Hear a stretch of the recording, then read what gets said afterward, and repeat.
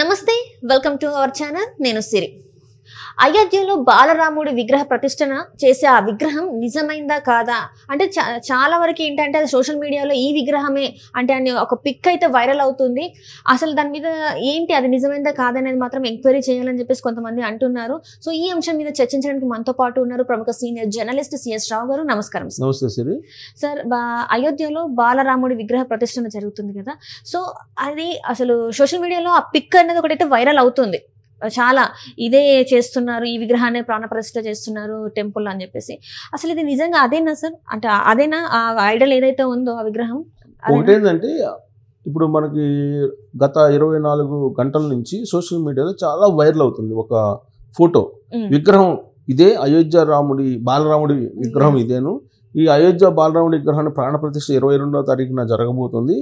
ఆ ప్రాణప్రతిష్ఠ జరగబోయేటువంటి విగ్రహం ఇదే అనేటువంటిది ఒక ఫోటో వైరల్ అవుతుంది. పైగా విహెచ్పి వాళ్ళు దీన్ని రిలీజ్ చేశారు అనేటువంటిది కూడా ఒకటి ఉంది. ఒకటేమో కళ్ళకి పసుపు క్లాత్ కట్టినటువంటి ఒక విగ్రహం, ఇంకోటేమో కళ్ళు కనిపించేటువంటి ఒక విగ్రహం.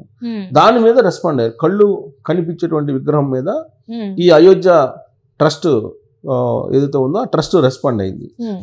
రెస్పాండ్ అయ్యి ఈ కళ్ళు కనిపించేటువంటి విగ్రహం నిజం కాదు, ఒకవేళ అది నిజమైతే కళ్ళు కనిపించేటువంటి ఫోటో ఎవరైతే రిలీజ్ చేస్తారో వాళ్ళ మీద ఎంక్వైరీ చేయాలి, ప్లస్ ఆ ఫోటోని రిలీజ్ చేసినటువంటి వాళ్ళ మీద విచారణ జరపాలి అనేది ఇప్పుడు అయోధ్య ట్రస్ట్ ప్రధాన అర్చకుడు సత్యేంద్ర దాస్ ఆయన డిమాండ్ చేస్తూ ఉన్నారు.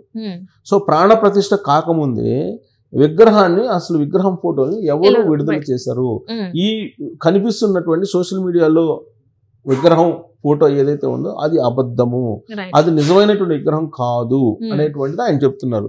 అయితే ఈ ఫోటోలు ఎక్కడి నుంచి రిలీజ్ అయినాయి అని చెప్పి ఆయన చెప్తూ, బహుశా అవి కర్ణాటక శిల్పి చెక్కినవి, శిల్పి చెక్కిన తర్వాత అక్కడి నుంచి రిలీజ్ అయినాయేమో. కానీ అయోధ్యలో రామ మందిరానికి తీసుకొచ్చిన తర్వాత, రామ మందిరంలో పీఠం మీద కూర్చోబెట్టిన తర్వాత తీసినటువంటి ఫోటో ఇది కాదు, ఇది ఒరిజినల్ కాదు అని చెప్పి ఆయన చెప్తున్నారు. అంటే ఎలా సార్? అంటే ఇవన్నీ చాలా కాన్ఫిడెన్షియల్ గా ఉంటాయి కదా సార్, అంటే ఎవరికి ముందే చూపించారు, ఎవరో దగ్గర అంటే ఎవరైతే పూజ చేసే వాళ్ళే కావచ్చు, లేకపోతే దాన్ని ఎవరైతే క్లీన్ చేస్తారో అలాంటి వాళ్ళే లోపలికి వెళ్ళడం జరుగుతుంది. ఫొటోస్ తీసే ఆస్కారం ఉంటే వాళ్ళు తీస్తారు. సో ఇప్పుడు ఒకవేళ వాళ్ళు అని తెలిస్తే ఎలాంటి శిక్షలు ఉంటాయి సార్ వాళ్ళకి? ఒకటేంటంటే ఇప్పుడు యాస్టిస్ విగ్రహం, కళ్ళు తెరిచినటువంటి విగ్రహం ఏదైతే ఉందో దాన్ని ముందుగానే రిలీజ్ చేయటం, ప్రాణ ప్రతిష్ఠ కాకముందే రిలీజ్ చేయటం అనేది కరెక్ట్ కాదు అనేది ఒకటి చెప్తున్నారు. అక్కడ రామ తీర్థ శాస్త్ర దీని ప్రకారం, నియమ నిబంధనల ప్రకారం అలా చేస్తే కనుక మంచిది కాదనేది ఒకటి. అలా ఒకవేళ చేసి ఉంటే కనుక వాళ్ళ మీద విచారణ జరిపించాలి అనేది ఒక డిమాండ్ ఇప్పుడు ఆయన అయోధ్య ట్రస్ట్ ప్రధాన అర్చకుడు ఆచార్య సత్యేంద్ర దాస్ ఆయన డిమాండ్ చేస్తున్నారు. అయితే అట్ ద సేమ్ టైం ఆయన ఏం చెప్తున్నారంటే, ఈ సోషల్ మీడియాలో కనిపిస్తున్నటువంటి ఫోటోలు నిజమైన ఫోటోలు కాదు, నిజమైనటువంటి విగ్రహం అయోధ్యలో ఉండేటువంటి విగ్రహం కాదు, అయోధ్య విగ్రహం అక్కడ అయోధ్యలో ఉండేటువంటి పీఠం మీద పెట్టినటువంటి విగ్రహానికి కళ్ళకి ఎల్లో క్లాత్ కట్టి ఉంది అని చెప్తున్నారు. బట్ కళ్ళు తెరిచినటువంటి విగ్రహం అయితే ఒరిజినల్ కాదు అని చెప్పి ఆయన చెప్తున్నారు.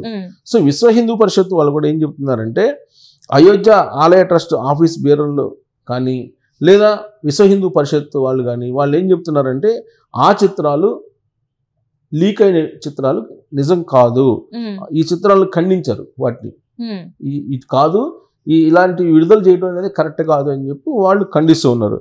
సో విగ్రహ ప్రతిష్ఠ 22వ తారీఖున జరగబోతుంది. దానికి సంబంధించి ప్రధానమంత్రి నరేంద్ర మోడీ అనుష్ఠానంలో ఉన్నారు. ఆయన కొబ్బరి నీళ్ళు తాగుతూ కింద నేల మీద పండుకుంటూ ఒక నియమ నిబంధనలను పాటిస్తూ ఆయన దేశంలో ఉండేటువంటి అన్ని ప్రధానమైనటువంటి క్షేత్రాలని దర్శిస్తూ ఉన్నారు. వాళ్ళు ఆల్రెడీ ఆయన కొన్ని వెళ్ళడం కూడా జరిగింది. కొన్ని దేవాలయాలకు ప్రతిరోజుకు ఒక దేవాలయానికి కూడా వెళ్తూ ఉన్నారు ప్రధానమంత్రి నరేంద్ర మోడీ. ఆయన 22వ తారీఖు వరకు ఈ అనుష్ఠానాన్ని కొనసాగించి ఆయన ఆధ్వర్యంలో విగ్రహ ప్రాణ ప్రతిష్ఠ జరగబోతుంది. ఆ విగ్రహ ప్రాణ ప్రతిష్ఠకి దాదాపు 6,000 మందిగా సెలబ్రిటీలు, తర్వాత దేశ విదేశాల్లో ఉండేటువంటి ప్రముఖులందరూ కూడా వివిధ రంగాలకు సంబంధించినటువంటి వాళ్ళు హాజరవుతున్నారు. వాళ్ళ సమక్షంలో ఈ విగ్రహ ప్రాణ ప్రతిష్ఠ జరగబోతుంది. ఆ తర్వాత అఫీషియల్ గా మేమే రిలీజ్ చేస్తాము సోషల్ మీడియాకి కానీ లేదంటే బయటికి కానీ ఫొటోస్ అని చెప్పి ట్రస్ట్ చెప్తోంది. అవును సార్. అప్పటి వరకు ఈ వైరల్ అవుతున్నటువంటి ఫోటోలు ఏవైతే ఉన్నాయో వాటిని మీరు నమ్మొద్దు అని చెప్పి చెప్తూ ఉన్నారు. అయితే ఇక్కడ ఇంకో డెవలప్మెంట్ ఏంటంటే 22వ తారీఖు 22వ తారీఖున భారతదేశంలో ఉన్నటువంటి అన్ని రాష్ట్రాలు సెలవు ప్రకటించాయి. అవును సార్. కేంద్ర ప్రభుత్వం హాఫ్ డే సెలవు ప్రకటించేసింది. ఉదయం 11 గంటల నుంచి మధ్యాహ్నం 3 గంటల వరకు ఈ విగ్రహ ప్రాణ ప్రతిష్ఠ కార్యక్రమాన్ని ప్రత్యక్ష ప్రసారం చేస్తారు. అందరూ చూసే వెసులుబాటు కల్పించారు.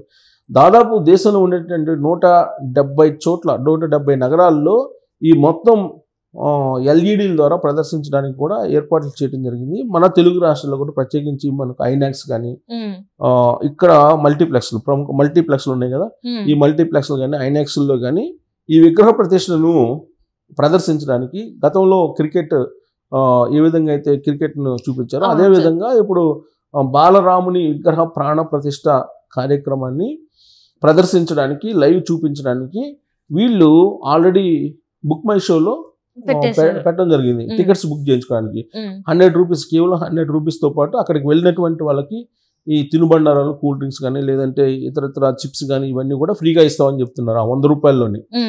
సో కాబట్టి ఈ బుక్ మై షోకి వెళ్ళి బుక్ చేసుకొని మీరు 22వ తారీఖున ఉదయం 11 గంటల నుంచి మధ్యాహ్నం 3 గంటల వరకు జరిగేటువంటి బాలరాముని విగ్రహ ప్రాణ ప్రతిష్ఠ కార్యక్రమాన్ని ప్రత్యక్షంగా చూసేటువంటి వెసులుబాటు కల్పించారు.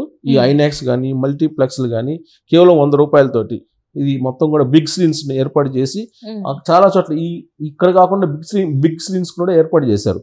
170 నగరాల్లో, భారతదేశంలో 170 నగరాల్లో బిగ్ స్క్రీన్స్ కూడా ఏర్పాటు చేసేసి ఈ బాలరాముని విగ్రహ ప్రాణ ప్రతిష్ఠ కార్యక్రమాన్ని చూపించడానికి భారతీయులందరూ కూడా ఏర్పాట్లు చేయడం జరిగింది. సో ఆ వెసులుబాటును కూడా ఉపయోగించుకోండి అని చెప్పి చెప్పడం జరిగింది. గతంలో మనం వరల్డ్ కప్ సందర్భంగా కూడా ఈ బిగ్ స్క్రీన్స్ని ఏర్పాటు చేసి అనేక క్లబ్బుల్లో కానీ లేదంటే ఇతరత్ర ప్రాంతాల్లో కానీ ప్రదర్శించి దాన్ని మనం తిలకించాం. అదేవిధంగా ఇది దేశ హిందూ సాంప్రదాయానికి, హిందూ ప్రతిష్టకి, సనాతన ధర్మానికి, భారతదేశానికి ఒక ప్రతిష్టాత్మకమైనటువంటి ఒక కార్యక్రమం కాబట్టి దీన్ని వీక్షించడానికి వెసులుబాటు కల్పించారు. ఈ లోపుగా ఈ విగ్రహాలకు సంబంధించిన ఫోటోలు కానీ లేదంటే ఇవన్నీ కూడా సోషల్ మీడియాలో వైరల్ అవుతున్నాయి. అబద్ధము. మీకు ఒరిజినల్గా ఉండేటువంటి బాలరాముని విగ్రహం ఫోటోలు కానీ లేదంటే ఆ ప్రతిష్ట ప్రాణ ప్రతిష్ట కానీ మరి స్వయంగా చూసేటువంటి ఏర్పాట్లు చేస్తున్నాము. వాటిని నమ్మొద్దు, సోషల్ మీడియాలో వస్తున్నటువంటి వాటిని. అలాగే సోషల్ మీడియాలో ఈ ఈవెంట్ని బేస్ చేసుకొని నకిలీ వెబ్సైట్స్ కూడా వచ్చినాయి. నకిలీ వెబ్సైట్స్ వచ్చేసి అయోధ్య రాముని లడ్లని లేదంటే అయోధ్య రాముని తలంబ్రాలని ఇట్లా రకరకాలుగా మోసం చేస్తున్నారు. మీరు నమ్మవద్దు అని చెప్పి కూడా అయోధ్య ట్రస్ట్ చెప్తారు. ఇప్పుడు చూసినట్టయితే మీరు ఏదైతే పిక్ చెప్పారో సార్ ఆల్రెడీ చాలా మంది వాట్సాప్ లలో పెట్టేసుకున్నారు.